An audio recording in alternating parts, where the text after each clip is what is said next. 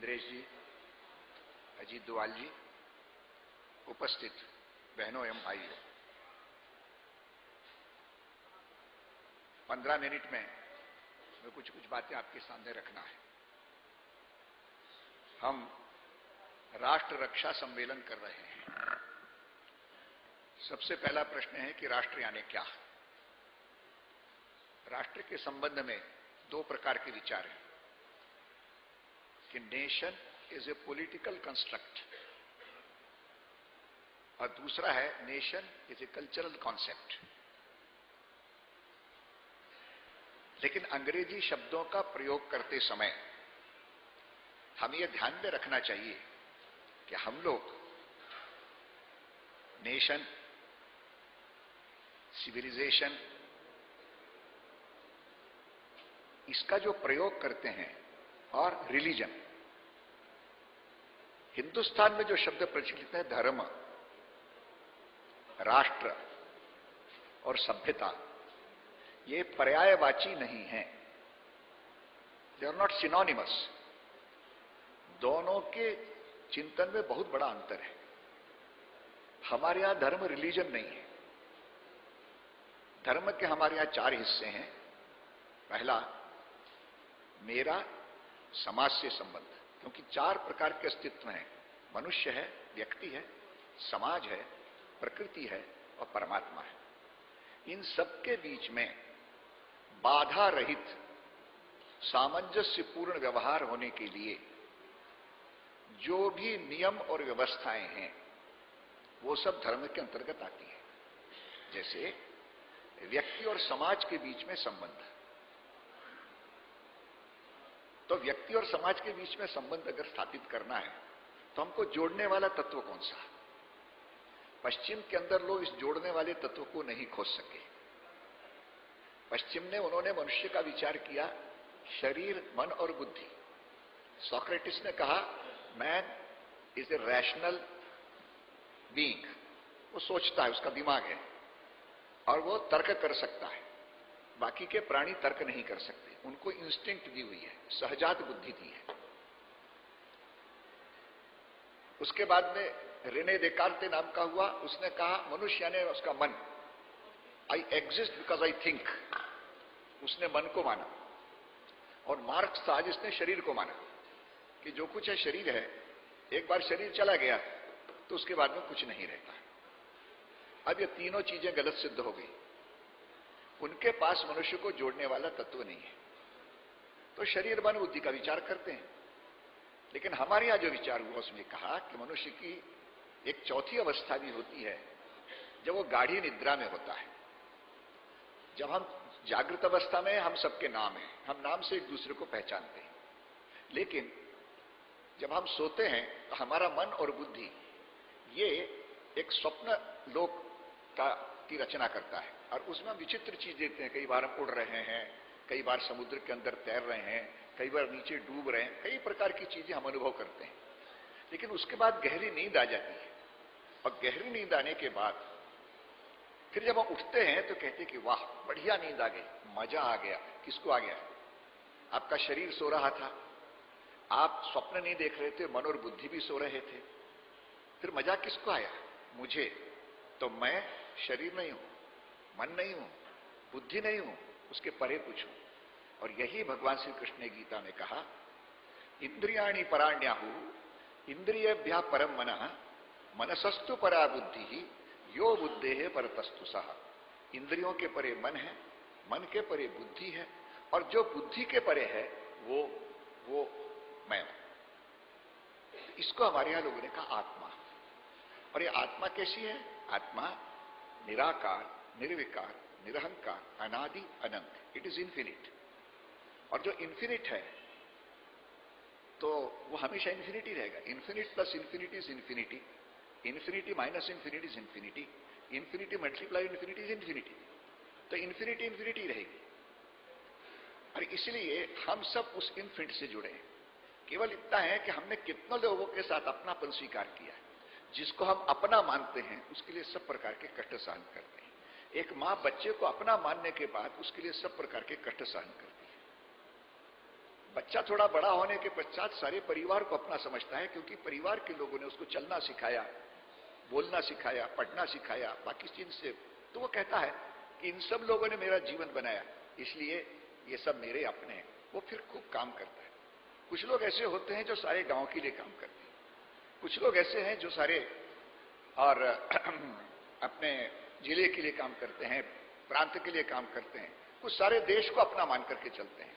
स्वामी रामतीर्थ कहते हैं, मैं भारत हूं, हिमालय मेरा किरीट है, गंगा यमुना मेरे वक्षस्थल के हार हैं, विंध्याचल मेरी कटी मेखला है, पूर्व और पश्चिमी घाट मेरी टांगे हैं, कन्याकुमारी मेरे चरणतल हैं। मैं जब हिंद महासागर मेरे चरणतल पखार रहा है, मैं जब चलता हूं तब भारत चलता है, मैं जब बोलता हूं तो सदियों की शाश्वत वाणी मेरे मुख से प्रकट होती है, मैं जब हंसता हूं तो सदियों का आनंद मेरे मुख से प्रस्फुटित होता है, और मैं जब रोता हूं तो सदियों की पीड़ा घनीभूत होकर आंसू बह करके और मेरी आंख से बहने लगती है। मैं भारत हूं, मैं भारत हूं, मैं भारत हूं। वो भारत के साथ एकरूप हो गए। जब वो पहली बार अमेरिका गए और अमेरिका में उनके भाषण हुए, उसमें वेदांत के ऊपर पहली बार जब उन्होंने बताया, अमेरिका के लोगों को तो पहली बार सुनने के लिए मिला कि शरीर मधु की परे भी कुछ है, लेकिन उसके समाचार संक्षेप में इंग्लैंड के समाचार पत्रों में छपे। ये 1899-1898 के आसपास की बात है। तो लौटते समय इंग्लैंड होकर आए। इंग्लैंड के कुछ सत्प्रवृत्त लोगों ने कहा कि हम आपके भाषण के संक्षेप समाचार सुने हैं, हम यहाँ आपकी व्याख्यानमाला रखना चाहते हैं। क्या रखिए? तो उन्होंने एक व्याख्यानमाला रखी, 5 दिन की व्याख्यानमाला। वहां उन्होंने वेदांत के बारे में विस्तार से बताया। तो उन लोगों को पहली बार कोई नई बात मिली कि शरीर मनबुद्धि के पीछे कोई दूसरा है। जब समाप्त हो गई तो आए कि स्वामी जी, आपने हमारी आंखें खोली, हमने तो कभी इस बारे में सोचा ही नहीं था कि शरीर बुद्धि के पदे कुछ हो सकता है। हमारी एक छोटी इच्छा पूरी करिए, हम आपके साथ फोटो खिंचाना चाहते कि चलो। उनका ऐसे नहीं, पहले आप हमारा वेश पहनिए, हम आपके लिए कीमती से कीमती जूता, कीमती से कीमती मोजे, कीमती से कीमती फुल पैंट, कीमती से कीमती शर्ट, कीमती से कीमती कोट, टाई और हैट लेकर के आए। पहले आप इसको पहन लीजिए, फिर आपके साथ फोटो खिंचाएंगे। स्वामी ने सब पहना, केवल टोप नहीं पहना। उन्होंने कहा उतारो, सफा रहने दिया। स्वामी जी, टोप आपने नहीं पहना है, बड़ा कीमती टोप है, उसमें मोती लगा है, आप उसको पहन लीजिए ना। तो उन्होंने कहा, इंग्लैंड मेरे पैरों के नीचे रह सकता है, लेकिन सिर के ऊपर तो हमेशा भारत ही रहे। भारत के साथ एक रूप हो गए। और उसके आगे चल करके स्वामी विवेकानंद उसके पहले, और जब उन्होंने कहा कि sisters and brothers of America, 3 बार उनको कहा गया, बना किया, क्योंकि उनको लग रहा था मैं तो तैयारी करके नहीं आया। चौथी बार का आप नहीं बोलेंगे तो आपको बोलने नहीं दिया जाएगा। तो मां काली का स्मरण किया, रामकृष्ण मनुष्य का स्मरण किया, और पहले शब्द निकले, sisters and brothers of America. दूसरे दिन न्यूयॉर्क टाइम्स में शीर्षक में आता है, हम अपने पादरियों को इन देशों में क्यों भेजते हैं? वहां का एक सन्यासी आकर हमको भाई कहता है, हमको बहन कहता है, बाकी सब लेडीज एंड जेंटलमैन कहते थे। तो उन लोगों को यहां पर आना चाहिए, वसुधैव कुटुंबकम। और उसके एक कदम आगे रामकृष्ण परमहंस एक दिन बैठे थे, बातचीत चल रही थी, अचानक जोर जोर से चीखने लगे, मैं दब गया, मैं दब गया, मुझे बचाओ, मुझे बचाओ, मुझे बचाओ। नहीं, यहां बैठे हैं, कौन दब रहा है? महाराज कौन दब रहा है? डॉक्टर आए, नाड़ी वाड़ी देखी, सब ठीक चल रही है। थोड़ी के बाद में सामान्य। तो कहने का मतलब यह है कि फिर यहां पर वो हुआ, वो जो मुपला के समय में जो हिंदुओं के ऊपर कत्लेआम हुआ है, जबरदस्त हुआ उस समय पर। एनी बेसेंट ने कहा है कि उस समय 1500 हिंदू मारे गए और 20,000 महिलाओं का अपहरण हुआ, और बच्चों की तो संख्या असंख्य थी, 3 करोड़ की संपत्ति लूटी गई। लेकिन कांग्रेस ने उसको ये किया क्योंकि हमारे यहां ये जो अहिंसा है, इसको जो है बड़ी अत्यंत ही आत्यंतिक रूप में लिया गया, और उसके परिणाम स्वरूप खिलाफत आंदोलन का समर्थन किया, उसके कारण देश का विभाजन हुआ। देश के विभाजन के समय में हमारे अंग्रेज लोग जो भागे, वो कोई भारत छोड़ो आंदोलन के कारण नहीं भागे, उसको तो उन्होंने कुचल दिया था। लेकिन सुभाष चंद्र बोस के कारण। तो सन 1954 में 54 में जॉन गैलब्रेथ भारतवर्ष आए हुए थे। तो उस समय नेहरू जी ने उनसे कहा, I am the last Englishman to rule this country. लेकिन क्लीमेंट एटली, जिनके समय देश का विभाजन हुआ, वो अपनी निजी यात्रा पर कलकत्ता आए थे, राजभवन में ठहरे थे, और वहां उस समय पर एक्टिंग चीफ जस्टिस थे पीवी चक्रवर्ती। तो उनके घर में रात के समय भोजन हुआ, आपस में चर्चा होने लगी। तो उन्होंने उनसे पूछा कि देखिए 1942 का आंदोलन खत्म हो चुका था, द्वितीय महायुद्ध में आप जीत चुके थे, फिर ऐसी क्या मजबूरी थी कि आपको भारत छोड़ना पड़ा? उस समय उन्होंने कहा कि हमने भारत छोड़ो आंदोलन के कारण था, हमने भारत नेताजी सुभाष के कारण छोड़ा। नेताजी सुभाष हम जानते हैं कि इधर अंडमान में भी आ चुके थे और उधर मोइरांग तक आ चुके थे, इंफाल में आगे बढ़ने वाले थे। आगे बढ़ते तो सारे लोग पलक पावड़े बिछाकर उनका स्वागत करते, लेकिन उसी समय पर अमेरिका ने हिरोशिमा नागासाकी के ऊपर एक बम डाल दिया, वो नष्ट हो गए। तो उनको पीछे जाना पड़ा, उनकी सारी रसद तो वो पीछे चले गए, सिंगापुर चले गए, और सिंगापुर चले जाने के बाद फिर ताइवान गए, और ताइवान से फिर हवा उड़ा दी कि नेताजी सुभाष चंद्र हवाई जहाज में उड़े और हवाई जहाज दुर्घटनाग्रस्त हो गया। अब पूरा सिद्ध हो चुका है कि कुछ नहीं हुआ था। उसके बाद वो चलते हुए फिर से और मॉस्को गए थे। तो उस समय रशिया उधर चला गया था, उनको बड़े अच्छे ढंग से उन्होंने रखा। 1949 में अपने दो राजदूत थे, एक विजया लक्ष्मी पंडित और एक डॉक्टर राधाकृष्णन, दोनों उनसे जेल में मिले हैं। और उसके बाद 1954 में भारत आ गए, और भारत में अयोध्या के आसपास बिजनौर इत्यादि क्षेत्र के अंदर वो गुमनामी बाबा के नाते से रहे। तो कोई नहीं देख सकता था उनको, केवल उनके दो डॉक्टर और एक महिला जो उनके लिए भोजन वोजन बनाती थी, सरस्वती अम्मा, ये दो इनको देख सकते थे, बाकी कोई नहीं। लेकिन जब वो बोलते थे तो इस प्रकार बोलते थे जैसे आंखों देखा हाल बोल रहे हों। उनके 1985 में उनका देहांत हुआ। उस समय पर उनकी जो सारी डायरियां निकली, उस डायरी का जो हस्ताक्षर था और उनके जो पुराने हस्ताक्षर थे, दोनों मिलते थे। फॉरेंसिक एक्सपर्ट का है नेताजी सुभाष चंद्र बोस के, तो 1985 तक हमारे पास में रहे हैं। तो कहने का तात्पर्य है कि ये सारा इतिहास भी जो है और हमारे सामने गलत लिखा गया, पुराना भी इतिहास, आधुनिक इतिहास, सब हमारे सामने गलत रखा गया। और सबसे बड़ी बात जो की गई कि हमारा संबंध संस्कृत से तोड़ दिया गया। इसलिए हमारे पास में जितना भी विज्ञान का ज्ञान है, वो ज्ञान आज हमको लगता है कि सब विदेशों से आया है। हमारे यहाँ हवाई जहाज भी उड़े हैं, बहुत सी चीजें उड़ी हैं, हर विषय के ऊपर हमारे यहाँ पर बहुत अच्छे अच्छे और ग्रंथ जो हैं आज भी विद्यमान हैं। और संस्कृत भारती ने उस दृष्टि से बहुत अच्छा प्रयत्न किया हुआ है।